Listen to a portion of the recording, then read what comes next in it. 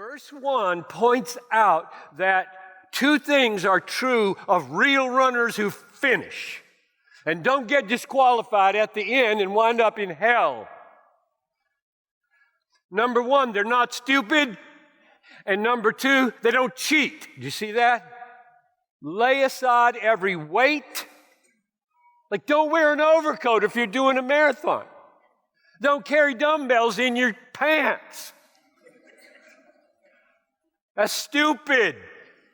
And number two, don't cheat. No performance-enhancing drugs in your vein. We don't cheat, and we're not stupid.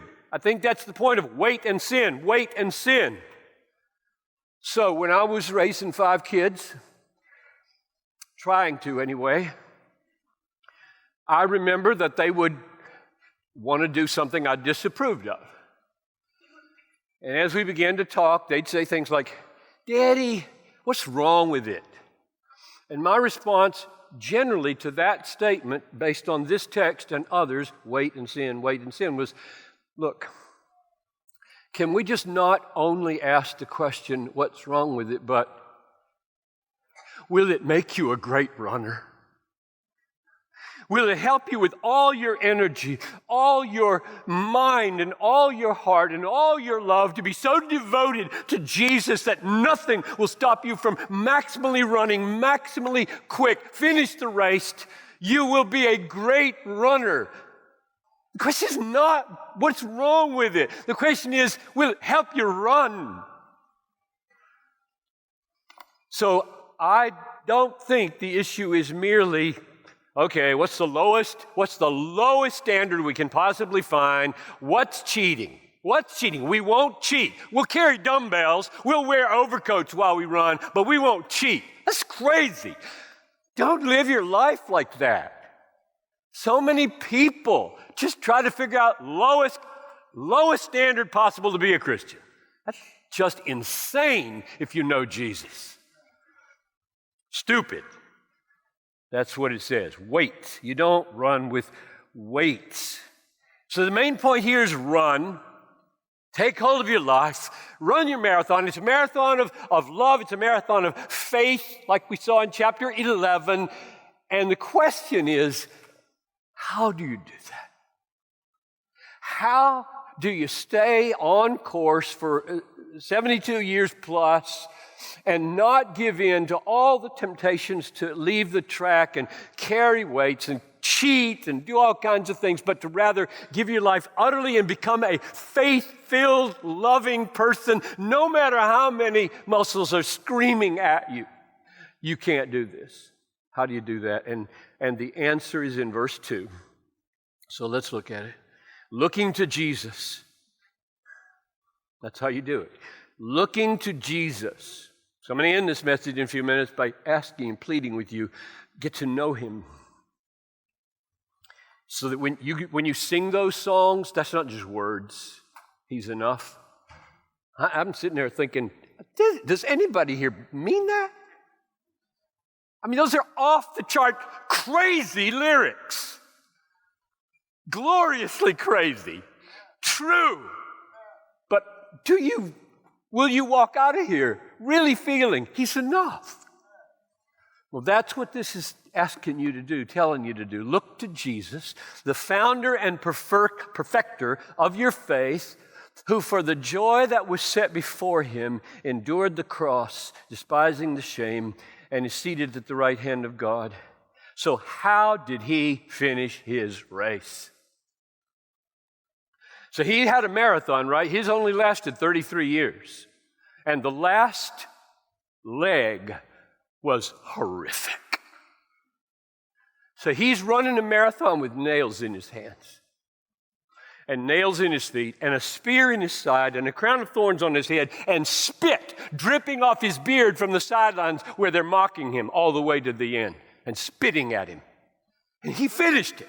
How in the world did He do that? Because my guess is if you had to live a day like that, you'd say, I'm out of here. If that's the way you treat your children, I'm done. So you have to answer, how will I finish my marathon if I have to face wind and hills or heat like that? And the answer for Jesus in the verse 2 was, for the joy that was set before him, he endured the cross, despising the shame. So the last several hundred yards, quarter mile, I don't know, Good Friday to 3 o'clock on Thursday night in the garden, sweating blood, till around 3 o'clock the next day. How did he do that? How did he finish that? And how will you finish? Let me pause here and just make sure we have a common assumption. I'm not going to make a case for this. I'm going to just assume it, that you all agree that those last 12 hours or so of Jesus' life, in which he resolved to go through the cross, stayed on the cross when they were mocking him and saying, yeah, if you're the Christ, come down and we'll believe on you, blah, blah, blah. And he stays there till he's dead. That was the greatest act of love that has ever been performed in the history of the world. I'm just assuming that. That was love. So you see how this is moving now. I'm asking in this sermon, how can I get rid of my selfishness, become a man for others in love at any cost to myself? You see this? You see the picture? I want to be done with selfishness. I want to be a person who's willing to spend his life benefiting others, not immediately myself. And I would like to stick to that marathon style of life, maximally blessing, maximally honoring, at any cost. How? And the answer here is, for the joy that was set before him. For the joy that was set before him. So you look to him now and learn from Jesus how to finish your marathon of faith and love. Answer: for the joy that is set before you. How can I run like this? I will run like Jesus. So the title of this message that I jotted down was Serious Joy as the Spring of Love. And now I hope you can see it in Jesus' life at least. Serious joy, meaning a joy that penetrates through the most horrific finishing of a marathon with nails and thorns and spear and mocking. Serious joy penetrating through and never wavering off the marathon. How can I get there? Now, suppose someone, this is so crucial, I've been trying to motivate myself and other people with that joy set before us for the sake of love for the last 50 years. So I think that's the biblical paradigm of how you conquer selfishness and become loving. You look to the joy that is set before you. It is so satisfying. It frees you from the fleeting pleasures of sin, enables you to lay down your life for others. That's the paradigm that I see in Jesus and I'm being invited into here. Here's the question it raises. When you say, Piper, that Jesus was sustained on the cross by joy that he hopes to get beyond the grave, aren't you turning love into another form of selfishness? I mean, he wants to be happy. So, in wanting to be happy, he goes ahead and endures the cross. So now it's all about him and his happiness. He's not loving you. He's trying to make himself happy. That's the key objection to my life and what I've taught for the last 50 years. Is it selfish of Jesus, not loving, but selfish, to do verse 2? For the joy that was set before him, for that joy he endured this cross. Does that turn the cross into selfishness? You need an answer to that question. because the text says that's how he did it. And a lot of people think that's not love. A lot of professional, scholarly ethics teachers teach that if you seek reward, you're not loving people. Now, here's why it's not selfish. Selfishness is the use of people, the exploitation of people to achieve your own ends without regard to whether it benefits them. I don't give a hoot about you. I'm after my happiness. I'm going to step on you if I have to. That's selfishness. Love doesn't forsake the pursuit of happiness in God. He doesn't forsake. Like, okay, I have to regard God as unsatisfying. I have to have no interest whatsoever in whether I'm happy in Him when I get to heaven. I have to forget all of the promises of God that I'm going to be glorified in His presence. I'm going to be with Jesus. It'll be spectacularly satisfying. I have to forget all of that so that I can be sacrificially loving to other people. The Bible just won't go there. What is love then? Love is when you pursue that joy at any cost to yourself, even the cost of your life, so as to bring as many people with you into that joy as you can. Nobody regards that as selfish. Nobody regards it as selfishness if you are pursuing a joy which you are willing to suffer to include them in. Nobody. In fact, I would argue if you forsake the pursuit of that joy, you got nothing to offer them. So, that's not a successful objection. So here's the big question, practically.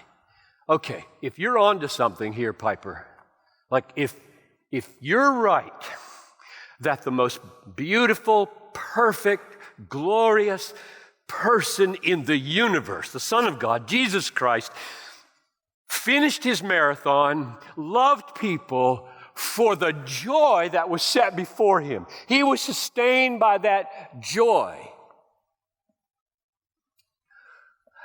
Was there any joy on the marathon? Or is it just out there? Like here, no joy, just suffering.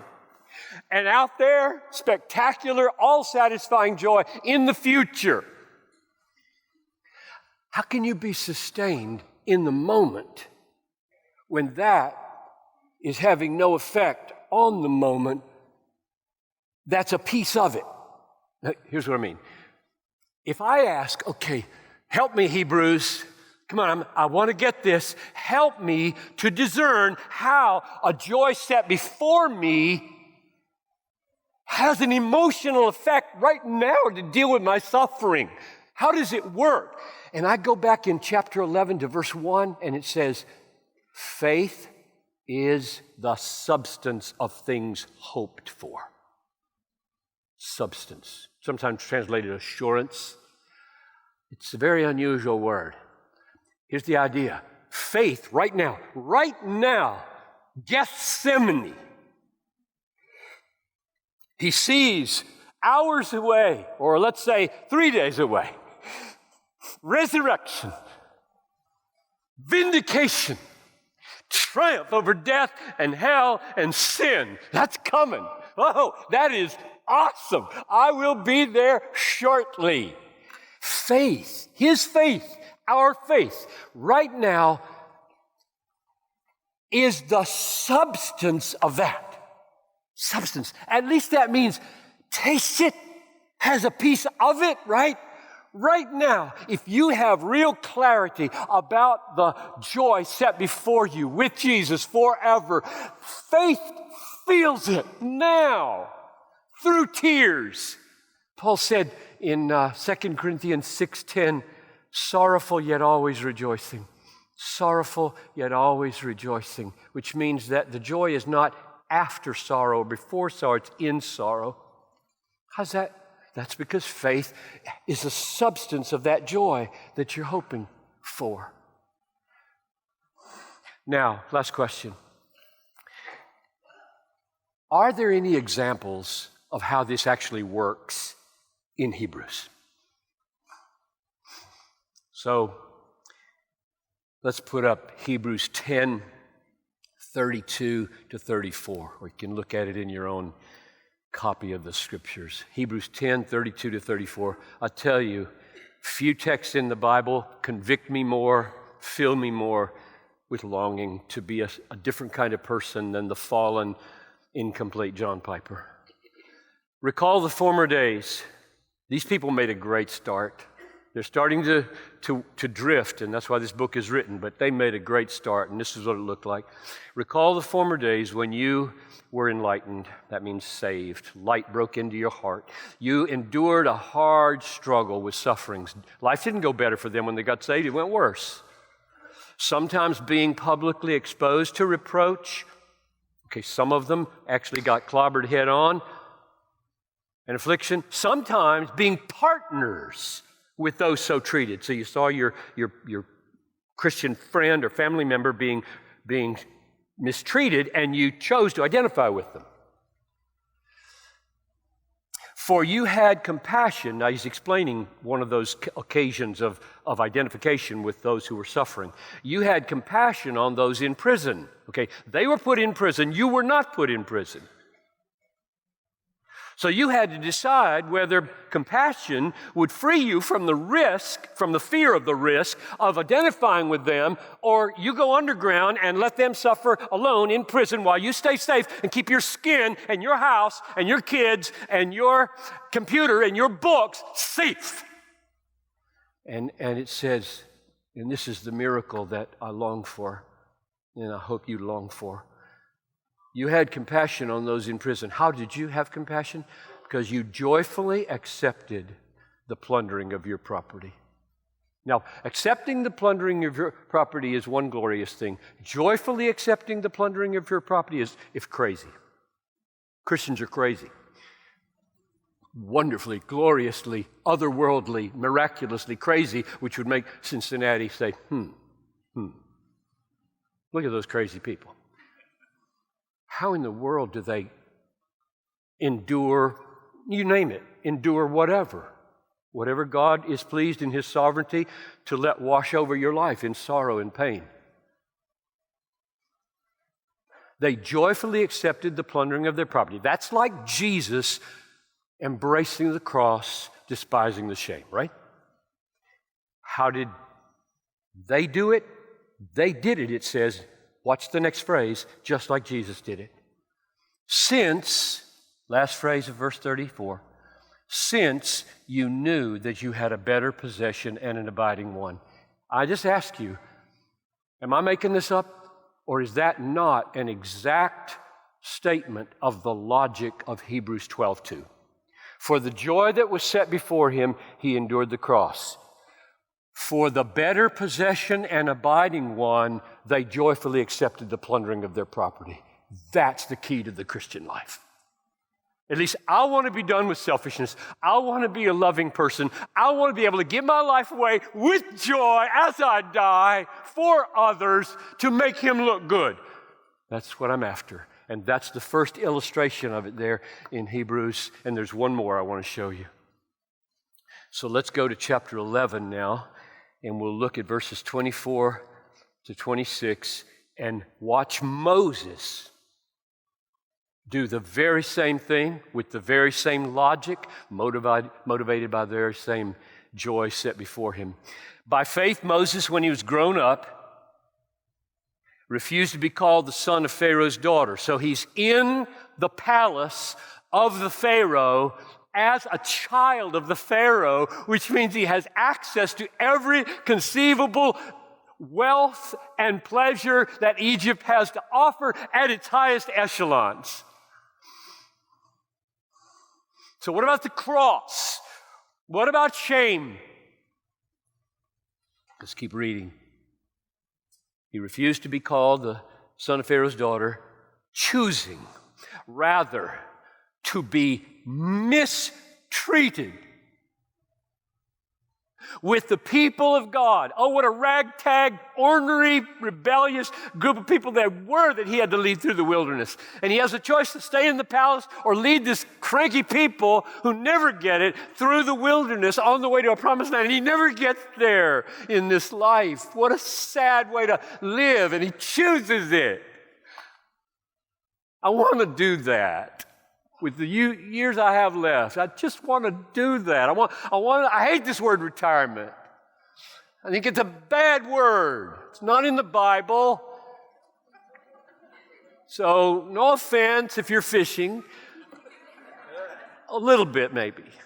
But get a life. Get a life. You are on the planet for a few more months or years, and they're designed to be like this, choosing rather to be mistreated with the people of God than to enjoy the fleeting pleasures of sin. I love that word fleeting because it so says, you're onto something, Piper. You're onto something because it's not pleasure that's bad. It's fleeting pleasure, ones that only last 80 years. There's a joy set before you. It's not selfish and it's not wrong to want to be with Jesus, free from sinning, free from cancer, free from depression, free from discouragement, free from rheumatoid arthritis, seeing him face to face forever, ever increasing joy. It's not wrong to want that. I'll tell you what's wrong, wanting 80 years of fleeting pleasures in the palaces of Egypt. That's what's wrong. So this text is another picture. We didn't even finish reading it yet. Let's keep going. He considered, how did he do this? How did he embrace this reproach? He considered reproach of Christ, the reproach of the Messiah, whom he could see by the eye of faith coming. He considered the reproach of Christ greater wealth than the treasures of Egypt. How? For he was looking to the reward, the joy that was set before him. So now you've seen three instances of the key to your life. Hebrews 12:2, Hebrews 10:34, Hebrews 11:26, all say the same thing. For the joy that is set before you, spectacular, off the charts joy, endure your cross. And if your faith can embrace that, you will taste it now. We do, right? Right in the middle of the tears flowing down our face with a dead husband in the coffin, or a little child with a malformity that you never dreamed would happen when you got pregnant, or whatever is making your life really, really hard. This tastes awesome. This will sustain you. This will get you to the end of your marathon. So let me end like this. If you go deep with Jesus, and I said at the end, I'll be ending up here, looking to Jesus. So I'm saying, get to know him. Get to know him now and forever. And if you get to know him so deeply that he's an all-satisfying joy to you, three things are going to happen. All right, here we go. And we're done. One, your joy, even in sufferings in this life, will overflow. Even in sufferings, your joy in him, in that joy that is set before you, will overflow. Number two, that joy will sustain a life of marathon love for others. It will sustain it.